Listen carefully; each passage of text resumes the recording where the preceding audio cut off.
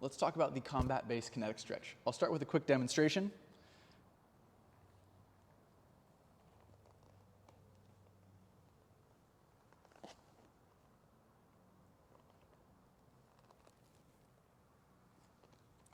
So for a kinetic stretch, what we're looking to do is pull ourselves deeper into a position and then drive ourselves out of that position. This is essentially a pails and rails contraction as we're moving through ranges of motion. So to start, I'll be in the combat base, which is collapsed on one side with my shin pretty much vertical over the other. My knee is directly over my ankle.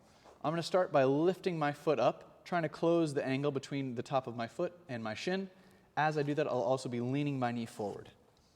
I get a lot of contractile strength here on the front of my shin as I drive my knee forward. Once I feel like I can no longer maintain that squeeze, I'm just going to press my toes down and slowly drive my knee back. So I pull up and I lean my knee forward. I press my toes down and I slowly pull my shin back. One last one. Lift those toes up, lean the knee forward, getting the front side of the shin to squeeze, and then press those whole toes down like you're stepping down on a gas pedal and lean back. That is the combat base. The other way we can do this, if this position is not ideal for you, you can do the same movement from a standing position.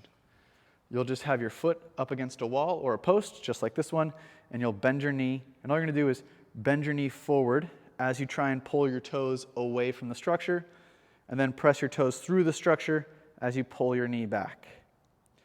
Pull the toes away from the structure, bend the knee, press the toes into the structure, drive the knee back.